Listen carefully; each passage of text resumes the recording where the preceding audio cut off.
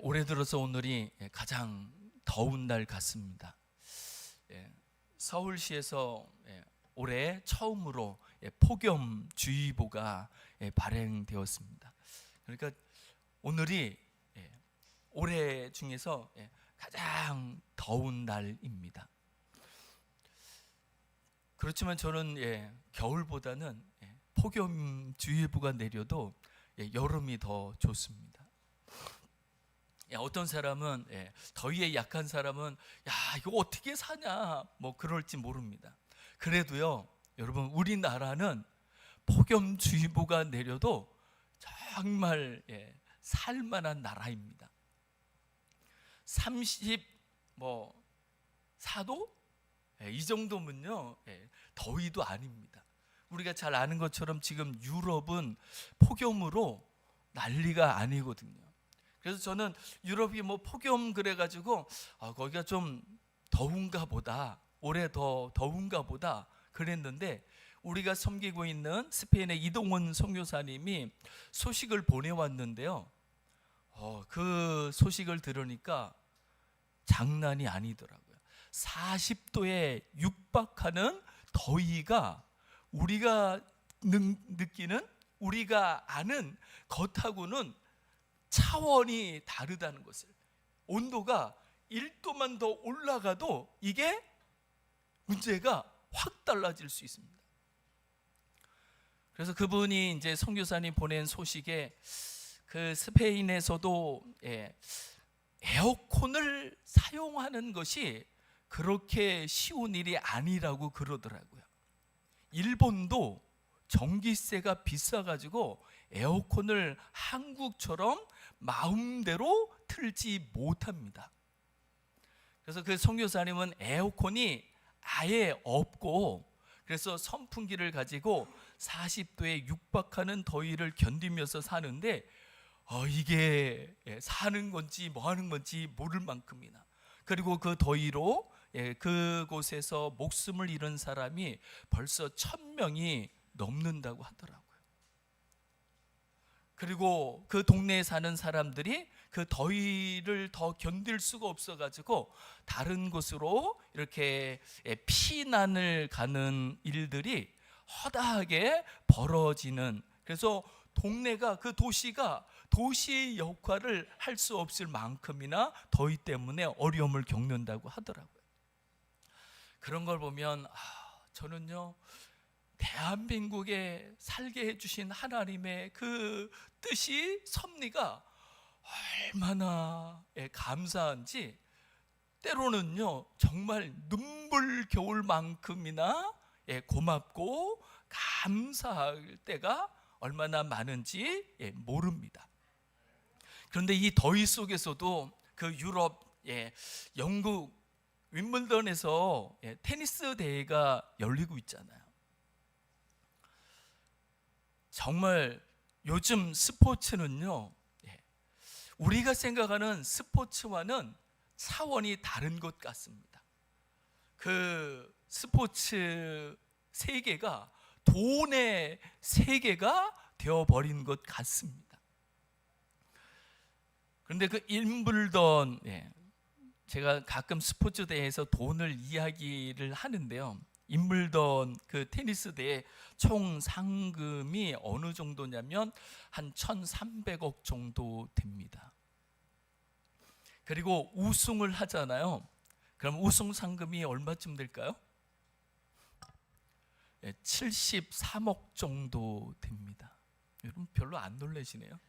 저는 그게 뭔지를 모르겠습니다. 그런데 제가 소개하고 싶은 것은요, 그 대회 상금이 아니라 4강까지 올라갔던 39세가 된 조코비치라는 선수의 인터뷰 내용입니다. 4강에 올라가고 나서 인터뷰를 했습니다. 그러면서 이렇게 이야기했습니다. 저의 목표는 우승입니다. 대단하죠. 여러분 30세만 돼도요 은퇴하는 사람이 대부분인 것이 테니스 세계입니다. 그런데 39세인데 아직 현역인데다가 우승을 목표로 하고 꿈꿉니다. 그래서 제가 이제 4강에 올라와서 한 경기만 더 이기면 결승에 올라가고, 그리고 또 한 경기를 이기면 우승하는데 제 목표는 여전히 우승입니다. 그리고 그 다음 이야기가 기가 막힙니다. 제가 이렇게 우승을 바라고 우승을 꿈꿀 수 있다는 것이 저에게는 얼마나 행복인지 모릅니다. 그런데 그 다음 이야기는 이러했습니다. 하지만 한편으로는 행복이지만 한편으로는 저주입니다. 여러분 이해 가시나요? 네, 저는 이해가 가요. 왜냐하면 그 우승을 꿈꾸기 위해 가지고 그가 지불하는 대가가, 땀이 결코 작지 않고 인간으로서는 견디기 힘들 만큼의 훈련이기 때문에 그렇습니다. 그래서 그 훈련을 이끌어서 지옥 같은 훈련, 지옥이라고 이야기합니다. 그러니까 조코비치는 그 우승을 꿈꾸는 그 대가로서 지옥을 경험하면서 저주 속에 살아가는 것 같다고 이렇게 이야기를 하는 거죠. 이런 걸 보면 그 축복은 그 이면에는 한편으로는 저주가, 고통이 담겨져 있는 것이 틀림이 없습니다. 아마 이 세상을 살아가는 모든 사람들은 나름대로 자기 인생의 뜻한 바를 이루기 위하여서 땀을 흘리면서 살아갈 것입니다. 때로는 심지어는 피땀을 흘리면서 살아가기도 하는 삶을, 인생을 우리는 주위에서 쉽게 볼 수 있습니다. 그리고 때로는 지옥 같은 시간을 감수해야 하기도 하는 것이 우리가 이 세상에서 살아가는 인생의 그 모습이 아닐까라는 생각을 해봅니다.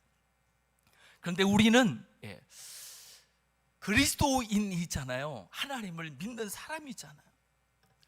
저도 하나님을 알고 하나님의 사랑을 받고 그리고 그 사랑을 누리면서 저에게도 꿈이 생겨졌습니다.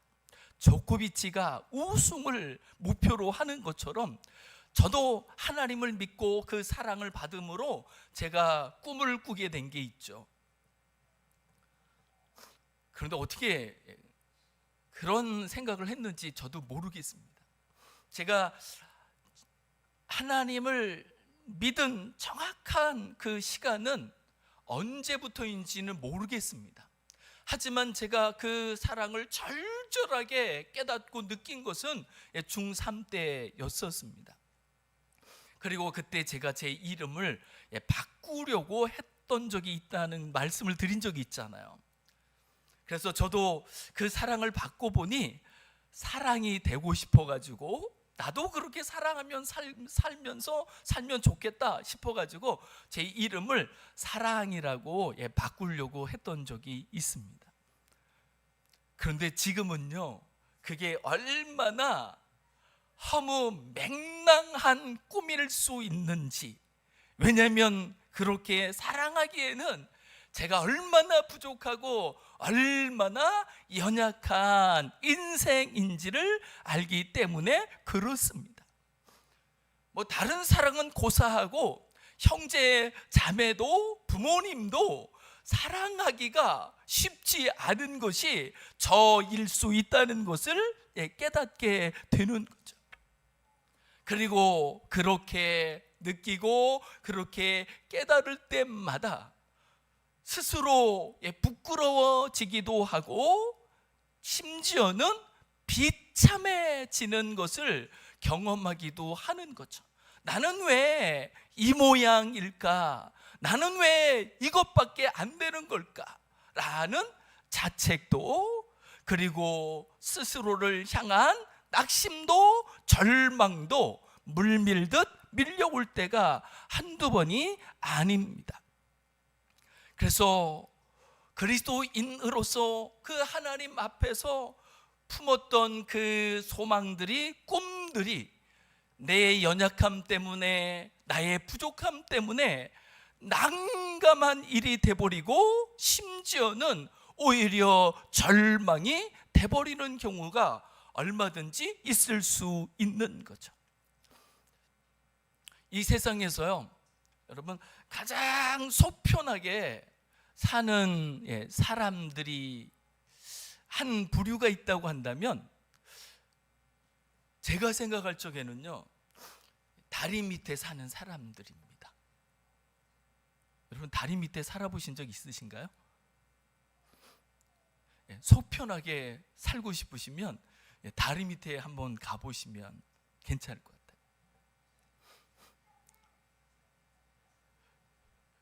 또 노숙자 있죠. 다리 밑에 산다고 하면 요즘은 잘 모를 것 같아요. 노숙자. 그 사람들은요, 아마 청와대에 있는 분보다 속이 훨씬 편할런지 모릅니다. 왜 그렇게 편할까요? 편할 수 있을까요? 바라는 것도, 꿈꾸는 것도, 원하는 것도 별로 없고, 그냥 오늘 밥 한 끼 먹으면 그곳으로서 됐다 하고 족할 수 있기 때문에 그렇습니다.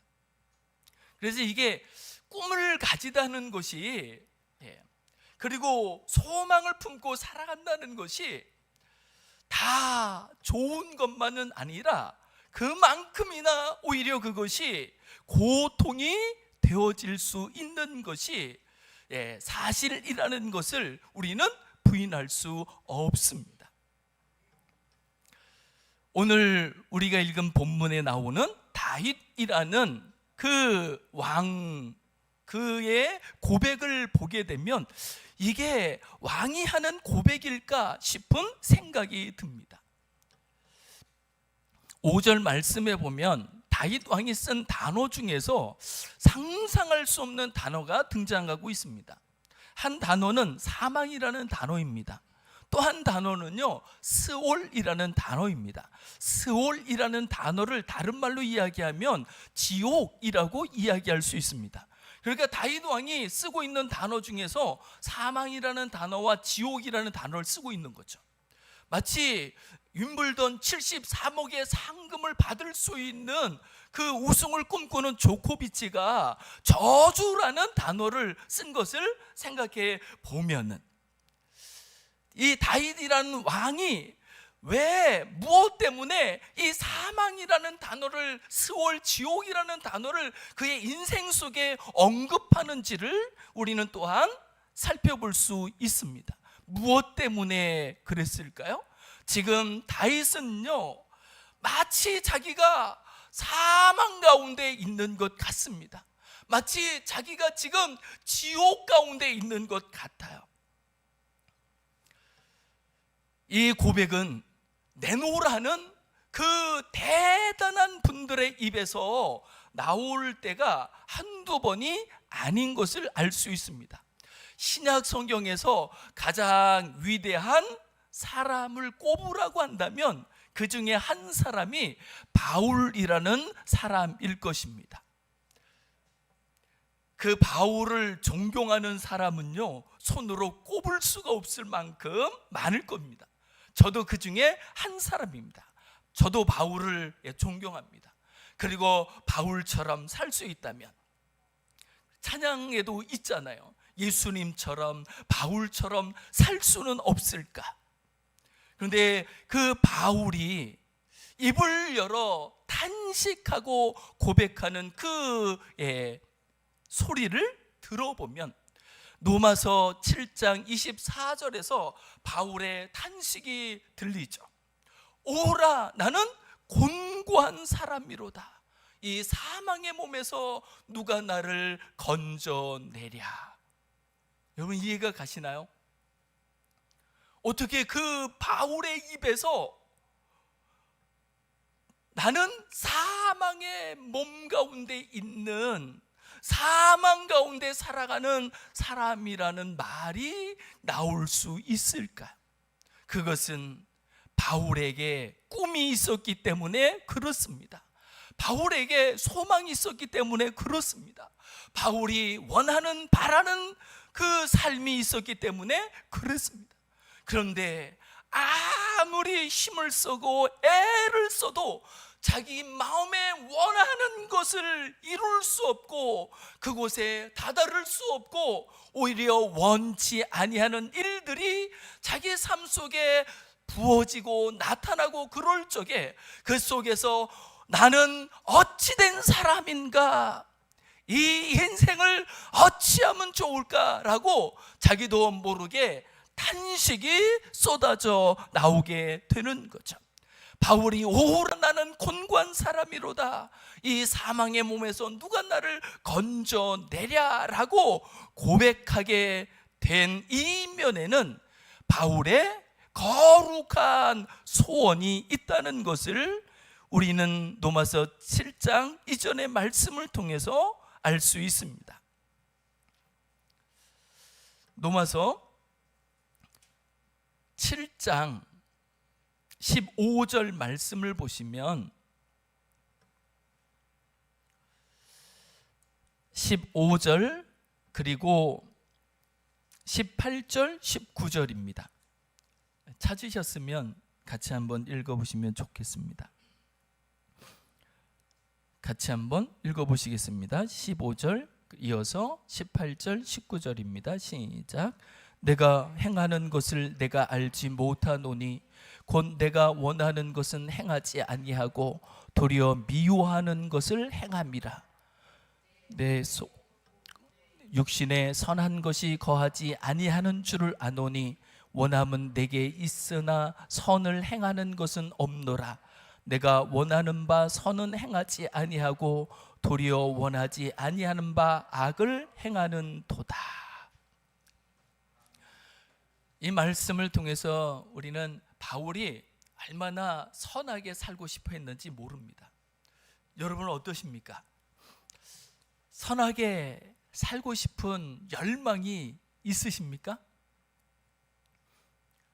그러면요, 그 열망만큼이나 아마 실망감이 클 수 있을 것입니다. 하나는 자기 때문에 오는 실망감이고 또 하나는 다른 사람들, 세상 때문에 오는 실망감일 수 있을 것입니다. 바울은 정말 선하게 잘 살고 싶었는데 살다 보면 자기가 원하는 선을 행하고 있는 게 아니라 자기도 모르게 자기가 원하지도 않던 악을 범하고 있는 것을 볼 수 있습니다. 바울이 이러할진데 우리야 말할 나위가 없죠. 저도 때로는 제가 왜 그러는지 모를 때가 얼마나 많은지 모릅니다. 저도요, 잘 살고 싶은 사람 중에 한 사람이거든요. 저도 선하게 착하게 살고 싶은 사람 중에 한 사람입니다. 그런데 어떤 때는 저도 모르게 제 속에서 제가 이렇게 나쁜 사람이었나 싶은 생각이, 내가 이렇게 욕심이 많은 사람이었나 싶은 생각이 들 만한 그런 모습들이 나도 모르게 나타날 때가 얼마나 많은지 모릅니다. 이럴 때 스스로 실망하는 것은 물론이거니와 여기에 대해서 사람들이 그러면 그렇지 별 수 없네 라고 입방아를 찌어대며 비난하며 정죄할 때가 많을 수 있는 거죠.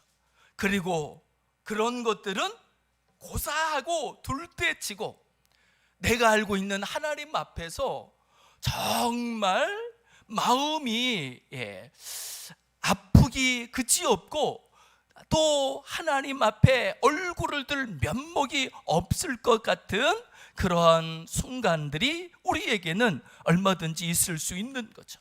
그리고 행여나 이렇게 제대로 못 살고 있는 나를 하나님께서 외면하시면 어쩌실까?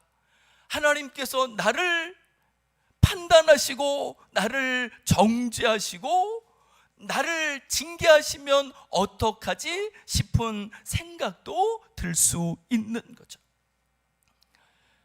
바울이 고백했던 것처럼 다윗도 그렇게 고백하게 되는 거죠. 5절 말씀을 다시 보면 사망 중에서도 스올에서도 라고 고백하면서 이 때문에 이제 다윗이 살아가는 그 삶의 모습을 우리에게 소개해주고 있습니다. 6절 말씀은 이렇게 다윗이 고백하죠. 내가 탄식함으로 피곤하여 밤마다 눈물로 내 침상을 띄우며 내 요를 적시나이다. 다윗이 얼마나 울며 불며 지냈는지를 이 말씀을 통해서 볼 수 있습니다.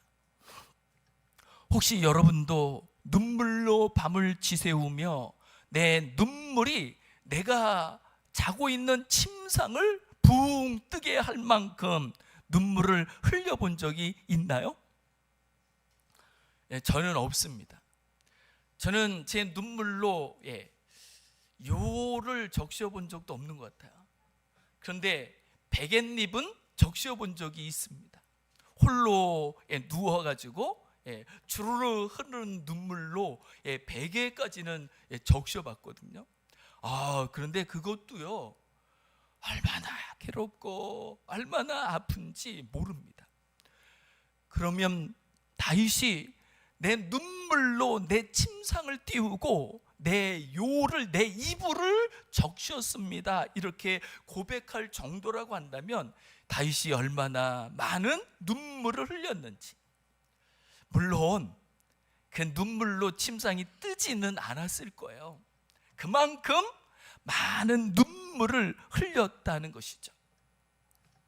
그리고 이런 상황 속에서도 다윗이 걸리는 것이 있으니 그것은 바로 나를 사랑하시되 이 세상 그 누구보다도 나를 사랑하시고 내게 은혜를 베푸셨던 그 하나님 앞에 면목이 서지 않는 거죠. 그리고 하나님은 분명히 공의로우신 분이신데, 의로 심판하시는 분이신데, 나의 이 부족함으로 말미암는 일들에 대하여서, 삶에 대해서 하나님께서 책망하시고 정죄하면 어떻게 할까?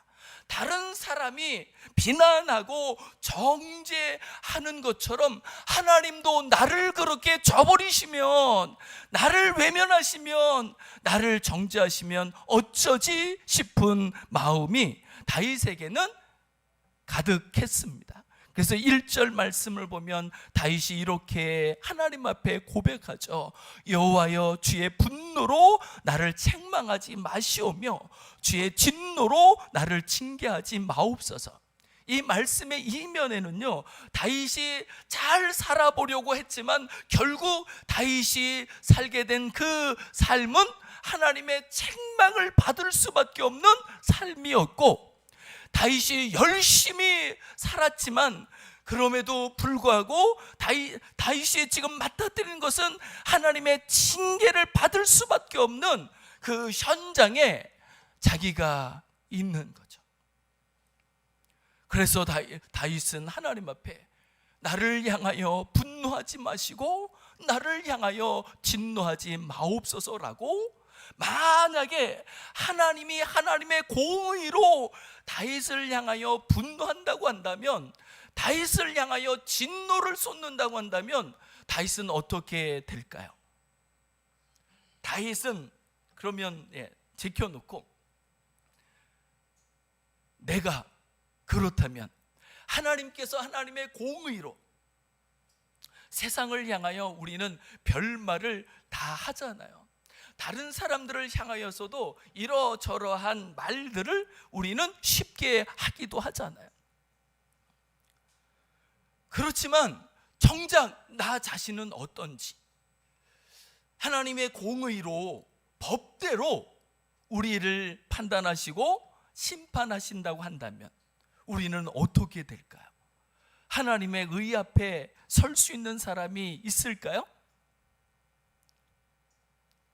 의인은 없나니 하나도 없다고 성경이 말씀하시는 것처럼 하나님 앞에 서서 떳떳할 수 있고 나 이렇게 산 사람입니다 라고 말할 수 있는 사람도 세상에는 한 사람도 없을 것입니다. 그리고 다윗은 아는 거죠. 나도 그런 사람 중에 한 사람이라는 것을. 그래서 책망받을 수밖에 없는 나를 책망하지 말아달라고, 진노를 받을 수밖에 없는 나를 향하여 진노하지 말아달라고 하나님 앞에 기도하게 됩니다. 그리고 다윗이 밤마다 눈물 흘리면서 탄식함으로 인하여서 수척해진 자기에 대해서 뼈까지 떨리도록 그렇게 고통스러운 자기에 대하여서 이제 하나님 앞에 간절히 구하게 되는 거죠.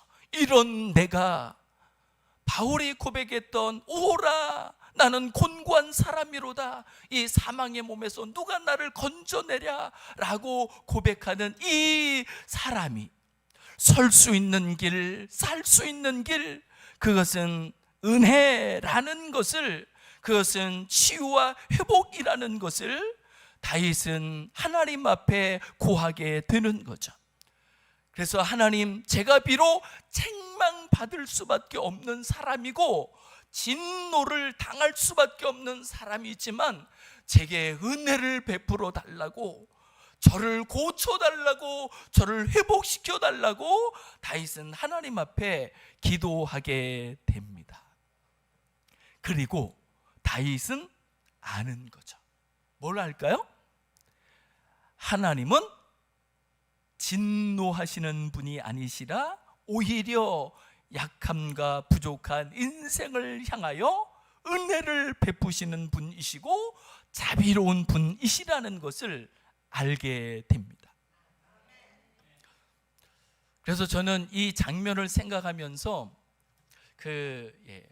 어린 아이들이 엄마가 혼을 내잖아요. 요즘도 회초리 있나요? 회초리를 들고 이렇게 이제 혼을 내잖아요. 그럼 어떻게 하면 될까요, 여러분? 내가 잘못한 것 때문에 회초리를 들고 나를 혼내는 그 엄마 앞에서. 엄마를 아는 아기는요, 엄마 품으로 더 달려갑니다. 그리고 그 품 속에 안깁니다. 더 혼낼 수도 없고 때릴 수도 없고, 이제는 그 회초리와는 비할 수 없는 은혜가, 사랑이 그 아이에게 부어지게 되고, 그로 말미암아 그 아이는 새 삶을, 새 날을 맞이하고 살아가게 되는 줄 믿습니다. 저는 우리 인생도 하나님 앞에서 그러하다고 믿습니다. 그리고 다윗이 그러한 거죠.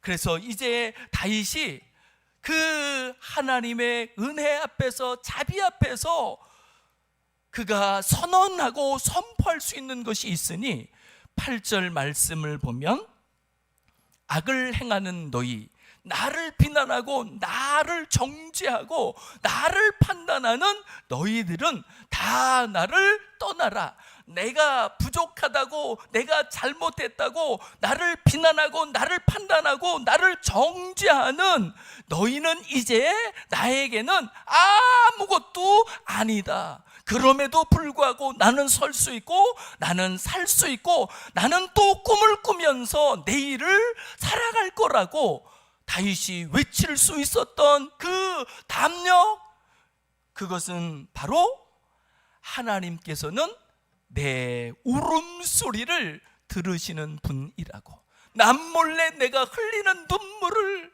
하나님은 보시는 분이시라고. 그리고 다윗은 확신할 수 있었던 거죠.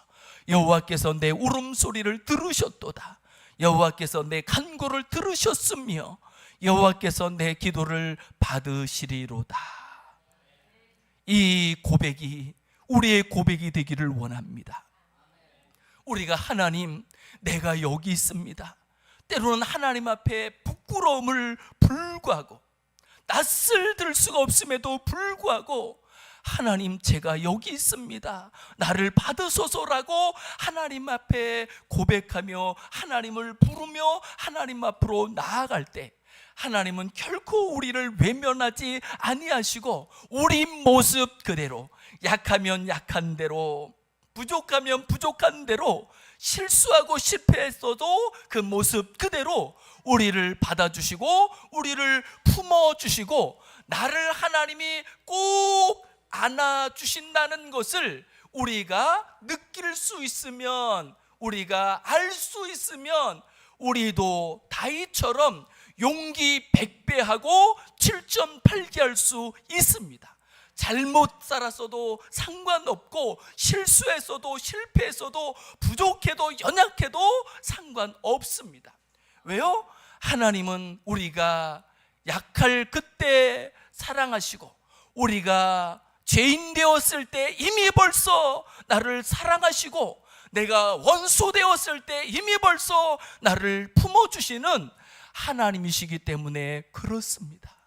하나님 안에서라면 누구든지 어떤 인생이든지 얼마든지 은혜 속에 새로운 날들을 꿈꾸며 살아갈 수 있는 줄 믿습니다. 하나님은 정말 좋으신 분이십니다. 우리의 이 어지럽고 험악한 세상 속에서 한 인생으로 존재하며 살아간다는 것이 때로는 버겁고 숨을 헐떡이며 살아갈 수밖에 없고, 때로는 좋은 소망을 가지고 꿈을 꾸면 그만큼이나 오히려 어려움이 가중되기도 하는 인생이지만, 그럼에도 불구하고 우리에게 은혜를 베푸시고 우리를 품어주시고 우리를 기억하시는, 우리의 울음소리를 들으시는 그 하나님 안에서라면 우리는 다시 한번 일어나 용기 100배하며 7.8개 하며 우리가 마땅히 꾸어야 할 새로운 날들을 꿈꾸며 소망하며 오늘을 살아갈 수 있는 줄 믿습니다. 우리 이 시간 이 말씀을 기억하시면서 같이 한번 합심해서 기도하시면 좋겠습니다.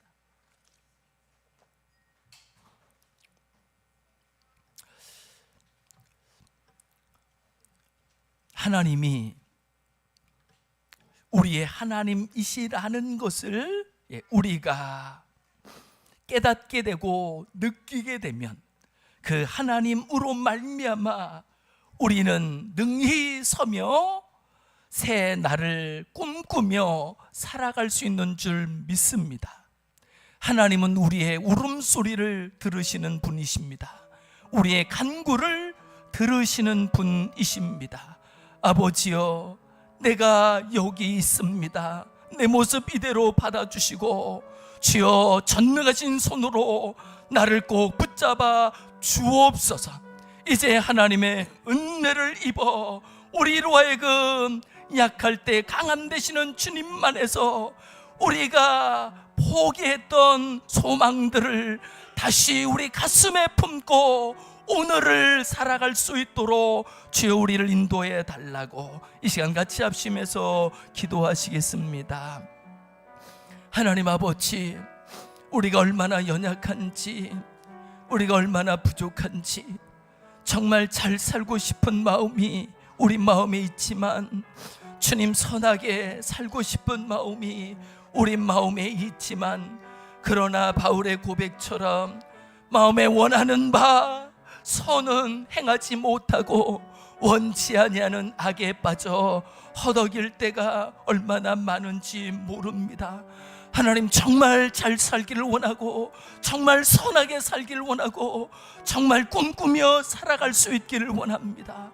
주여 우리 모습 그대로 받아 주옵시고 우리를 당신 품에 품어 주옵시고 우리로 하여금 세상을 이기며 하나님 선하게 살아갈 수 있도록 악으로 선으로 악을 이기면서 진정한 승리의 삶을 살아갈 수 있도록 주여 우리를 붙잡아 주옵소서. 하나님이 우리의 소리를 들으시며 우리의 눈물을 보실진대 그 하나님으로 말미암아 우리가 설 수 있고 우리가 살 수 있고 우리가 꿈꿀 수 있음이니이다.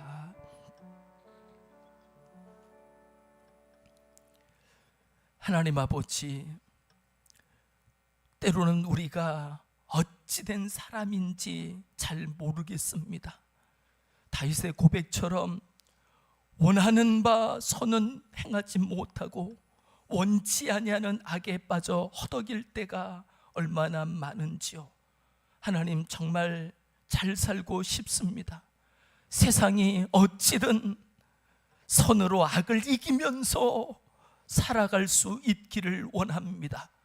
주여, 우리를 붙잡아 주시옵시고 당신 품에 안겨 이제 하나님의 은혜와 치유와 하나님의 베푸시는 힘으로써 용기 100배하며 7.8개하며 세상을 거스르며 하나님의 뜻하신 바 선으로 악을 이기면서 하나님이 허락하신 우리의 삶을 진정한 승리자로 살아갈 수 있도록 주님 인도하여 주옵소서. 우리를 붙잡아 주옵소서. 우리와 함께 하시는 하나님께 감사와 찬양을 올리오며 주 예수 그리스도의 이름으로 간절히 기도드리옵나이다. 아멘.